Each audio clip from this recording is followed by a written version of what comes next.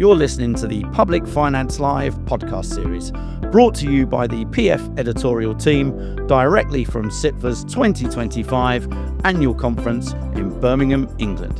You can listen to our full series of episodes on the big issues being discussed at this year's conference by searching PF Live wherever you get your podcasts or by visiting the podcast section of the Public Finance website.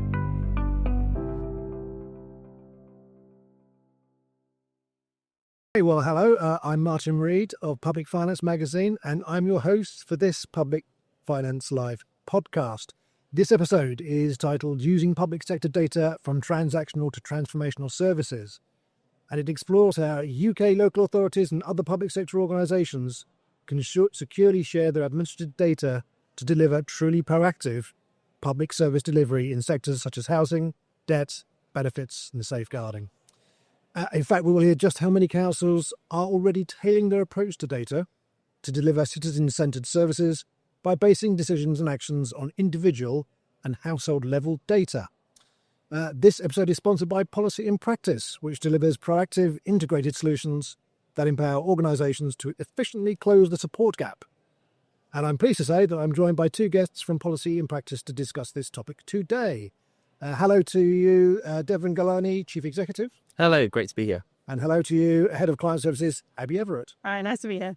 Right, okay. I suppose the first thing to start off, seeing as this is our penultimate podcast session for PF Live, what have you made of it so far?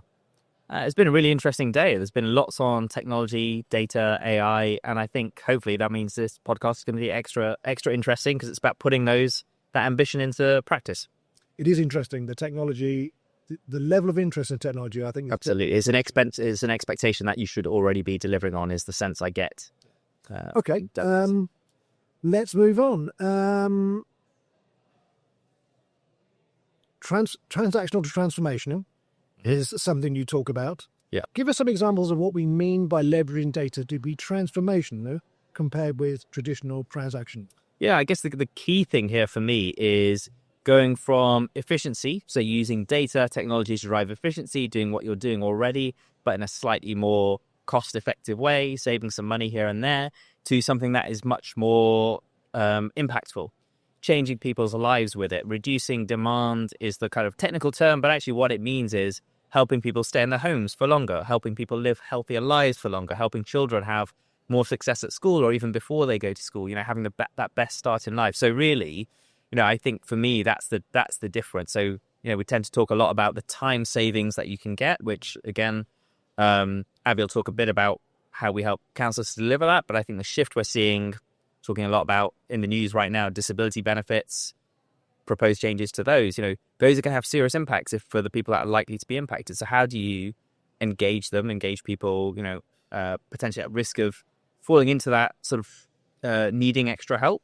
How do you engage them in employment support before they get in that position? Those kinds of solutions to problems. Okay. Is there still a sense that many organisations are not using it to its full potential? I think it's definitely a mixed bag. So Policy in Practice, we work with over 100 local authorities. So I think we've seen that shift, particularly in response to sort of COVID and the cost of living crisis. There's been more appetite. Yeah. But equally, I think there is this sort of concern around, are we using data? Are we allowed to use this data? Yes. There's almost a bias toward saying no. It's kind of culture of risk aversion. Whereas I think, we need to consider the risks of not doing it as well as the risks of doing it, right? So the risks of not doing it are, leaving people missing out on pension credit for longer, leaving people missing out on employment support when they needn't, wasting public money that way, which I think just is invisible when you've got a bias that is kind of framed around risk aversion. I've been pleased, to get to, working with over 100 local authorities now. I think that's been quite an achievement, but it still shows that there's some way to go as well. Absolutely. But your sense of whether that's a very interesting issue, the idea that there's an aversion, there's a risk aversion, which is natural, obviously, to the job. Yeah. But your sense, I take it, is that people are saying, okay, but hang on, I need to take this further. I need to look into it in more detail. There's definitely a movement toward that, right? Again, we talked about the delegates today, much more interested in how they can use data better. At the same time, we have seen organizations struggle to implement it in the past. So a good example, going back to transactional to transformational, in safeguarding, there's a move toward saving frontline time from advisors. They can spend more time with the people they're trying to support. That one, but how do you do that in a way that also improves outcomes? Fundamentally, yes, having more time with people will help, but actually you can do that using technology that actually improves outcomes. So you're not missing connections with when there's been a fire incident at the property or an ambulance has been called out. Those are things that social workers should already be made aware of. Those are the kinds of examples that we're starting to see more movement toward, whereas before it might have been, I'm not sure we'll get that police data in here. I'm not sure we'll be able to get that from. We're starting to see more of that partnership working. Still a job though. So that's interesting. And obviously we mentioned the risk aversion, but what's stopping, what other aspects are stopping organizations taking that crucial next step? Capacity, capability, and culture. They all sound pretty sensible. Sort of came up with it just now, and I like alliteration, I guess. But I think, capacity, local authorities are very stretched. Do they have the technical skills in-house? Would they use it on this? Which is sometimes why it makes more sense to work with external organizations like Policy and Practice, many others here at the conference, because, that's what we specialize in, right? And we benefit from, something that's developed in one local authority. The benefits of that could be pulled into another one. So that's kind of one way around that capacity and capability gap. I think the cultural one is the one that we were just talking about. So kind of getting more confident, but I'm seeing a shift there as well. So I'm an optimist on this. Is the shift because of different, there being different people involved? Or is it the same people that have been in post for the last few years coming to a realization? I think there's probably at the leadership level, there's more awareness of the risks of not doing this, right? There's an expectation that the public sector, private sector, commercial services you use data every day, sure, right? We're expected to. How do you buy anything online, right? The public sector has taken a while to catch up, but people's expectations, frankly, far higher in terms of how they expect the public sector to be using their data than is actually typically delivered. So I think there's a recognition at a leadership level that we now need to step up. The expectation is there. And that means that kind of at the sponsorship, governance, technical capability level, there's a more investment, more momentum in moving forward. Okay, that's encouraging. Real examples of where leveraging data well and taking it to the transformational from the transaction have actually happened. What can you tell us? Well, I'm going to probably hand over to Abbie at this point, if that's okay, just because I think kind of that on-the-ground delivery is absolutely there. But I think the examples, I would talk about tackling poverty, I would talk about safeguarding, and I would talk about kind of, saving time, but also getting support to people in need before, like that preventative approach. Yeah. So those are probably the three areas I'd focus on, but I think Abbie can give the actual examples of local authorities delivering on it. Okay. Yeah, absolutely. So we work with, as Deven said, over 100 local authorities who use their data in different ways to address these massive problems that we know local authorities and residents are facing. In the first instance, Deven mentioned around tackling poverty. We work with local authorities to use their benefits administration data to identify who those households are, who are potentially vulnerable, who potentially are struggling with things like homelessness and debt and are potentially missing out on support that they could be eligible for. And where we've really tried to work in the last few years is creating those efficiencies that local authorities can then leverage to spend more time on the transformational side rather than the administrative side of working with residents and improving their situation. So we have services called Campaign Manager, which help local authorities to proactively identify who households are that they might want to reach out to and send that communication off without having to go through all the processes that are normally involved in running a campaign like that. We estimate that it's changed the time from running a campaign down from around 5 hours and sort of 5 days of waiting for that information to all find its right place down to around an hour or half an hour to directly run that campaign and send those communications to residents. We've been working with the GLA to run London-wide campaigns for the last 3 years, specifically around things like increasing take-up of pension credit, attendance allowance, healthy start and free school meals. And this campaign tool has sent out over 140,000 communications to residents in London to inform them that they're eligible for this support. And if you think about how much time that would have saved versus running that manual process for each of those 26 local authorities that have been involved, it saves time that then enables them to run sessions where they can speak one-on-one with individuals and engage with them on the front line and deliver those really transformational services that these officers are kind of trained to do and should have the time and availability to do if they weren't spending that time kind of doing the administrative processes. Yes. We recently did some analysis that found local authorities who have used our low-income family tracker dashboard over the last 2 years have seen 50 times higher take-up than local authorities that haven't when running pension credit take-up campaigns. So if 2 people were to take up pension credit in a normal situation using the software that allows you to identify precisely who those eligible households are, increases that take-up to 100 households. So a massive impact that could be had for residents at kind of more efficient levels. Of course. So the question that comes to my mind is, and Deven was talking about the caution, the risk-averse nature. I understand, obviously, you need to get into authorities to talk about what the individual solution cases are. But I also imagine that once you've gone into one, you can apply that with relatively little customization to another when you get in front of them. So how much of this is about your time, I guess, getting out to go through, here's what we can do for you?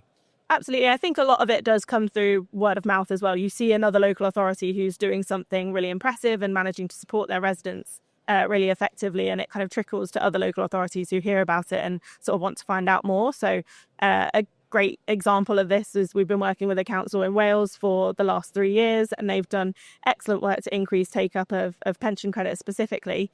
And then Welsh Government noticed the work that they were doing around the end of last year when the changes to the winter fuel payment eligibility came in, and lots of local authorities were trying to do take-up of pension credit campaigns, and this local authority had already been working on it for 2 years. Now Welsh Government are extending this work to 14 other local authorities who can now proactively support those residents with pension credit, but also with a range of other benefits, a range of other support types, including things like employment support, disability support, which we know is massive on the agenda for local authorities at the moment. It is. It does feel to me as if the everything's coming together. There is the maturing of the service and the capability that you're able to offer, and then there's a maturing of the understanding of what can be done. So from the perspective of where we are in terms of market development, are we at the peak yet? I mean, is it more? Nowhere near. Where we are at, still quite nascent, I would say. A lot of the analytics we end up delivering for local authorities ends up being, so we take the data, we layer on our policy engine to see who's missing out on support, and we write to them. No, in terms of taking AI and machine learning, there's so much more we can do. Right? Having pooled the data across 100 local authorities, the ability to identify those that are in debt today and use that as a marker to identify who's at risk of falling into debt in the future. Transformationally, if you think about that from the individual's perspective, if you intervene early before someone gets into serious crisis debt, right at the point or even before they fall into debt, the cost of doing so is much less and the consequences on the individual are so much better, right? People usually wait 1.5 years, 2 years of being in debt, serious debt, before they actually turn to debt advice. So that's an example of, going from something transactional, how do I collect from this individual, to something transformational, how do I not have to collect that money in the first place, improving outcomes for them and for us. That is a really good example of something that, again, we're only just, at the cusp of doing. That's one of many. Okay. How do people get started? Actually, the better question is probably, are there a number of authorities that are just so far down in the mix they're so cautious they haven't made any steps yet? And how do those organisations, if they exist, start the process? What are the priorities? I'll let Abbie come on just from onboarding, right? So obviously they've decided to work with us. What does it involve? That's probably a better story to say.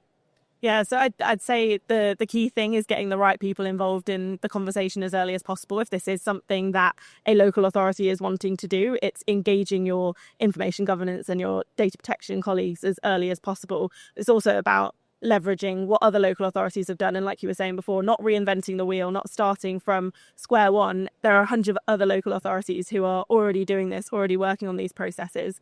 And from an onboarding perspective, we work with local authorities on a daily basis to go through any of those queries that they have and provide the outlines of exactly what support we can put in place to help them get this started. But I think it's also about talking about the benefits of doing this, or like Deven says, the risks of not doing it, and what's potentially being left on the table for residents, or what the potential consequences are if you're not identifying those households who could be getting more support or could be at risk of falling into debt or into homelessness or anything like that, and demonstrating that to colleagues who need to hear it. And just quickly, for those that, for those authorities that perhaps are much earlier in the journey, they're not there yet, they're concerned about how to use their data. I find the thing that moves things forward is we've done some completely free pieces of analysis.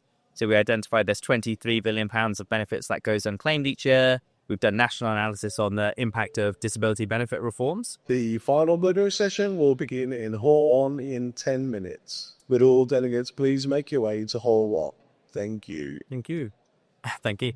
And any local authority can contact us and ask us for, what level of benefits is going unclaimed in my local authority? What are the impact of disability benefit cuts in terms of my residents likely to be? And we'll just share that with you, right? That's a sense of, data can deliver value here. Yeah. And then the operational side is then, well, what do I then do about helping people tap into these benefits or supporting these people's disabilities? And that's where, once people understand what they might be able to do with the data, that's what then gets, okay, well, we need to overcome information governance. Okay, unlock the data. This is where it takes, getting the right people in the room. That then gets the right people in the room because they can see what difference that can make to residents. Excellent. Okay. So just finally then, what do you think the scale of the opportunity is here in terms of, obviously, the work still ahead to bring other authorities into the fold in terms of understanding what they can achieve, but also what that does to provision of service more broadly in the future? Yeah, the big number I would say, there's £23 billion of benefits that goes unclaimed each year. I just mentioned that is a huge sum that people can tap into. But I think we're going from just helping people boost their income to driving outcomes in social care and elsewhere. I'll let Abbie speak a bit about maybe the work we're doing in safeguarding using data to prevent outcomes there.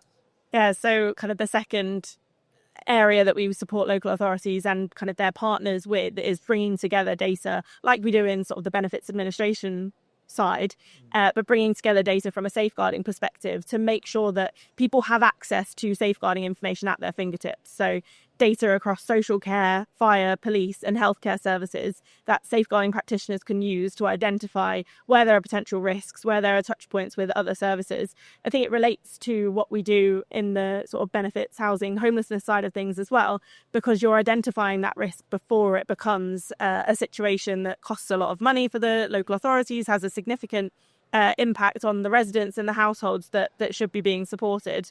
And there's a partnership we're working with in South Wales who have gone some way to quantifying the impact of bringing those data sets together and having that more informed and quicker decision-making process. They estimate it's going to save them £1.8 million per year having this information at their fingertips and giving it to safeguarding practitioners who previously wouldn't have had access to that. And also then spending a lot of their time chasing information and doing those administrative processes, as with other systems that we use, we're seeing opportunities where you can make a difference to an officer's day-to-day life that frees them up to do the job that they could otherwise be doing to support people. Which is also always the intention behind technology in the first place. Okay, thank you very much. Is there anything else you'd like to add? It's been really good speaking with you, and thanks for inviting us to the conference. Well, before we go, people who'll be watching this, stroke listening, might be interested in getting in touch to talk to you further. Well, I'm doing a terrible job as a CEO here. Yes, I think, if you want access to your local authority figures for unclaimed benefits or other things, just email hello@policyandpractice.co.uk. Or if you want to get in touch with me, my name's Deven Ghelani, Deven Ghelani, @policyandpractice.co.uk. I'm sure that'll reach me somehow. Just contact us at Policy and Practice or find me on LinkedIn. Same with Abbie. Yeah. Wonderful. Well, Deven, Abbie, thank you very much indeed for your time this afternoon, and good luck. You've been listening to an episode of our Public Finance Live podcast series, brought to you by the PF editorial team directly from SIPFA's 2025 annual conference in Birmingham, England. You can listen to our full series of episodes on the big issues being discussed at this year's conference by searching PF Live wherever you get your podcasts.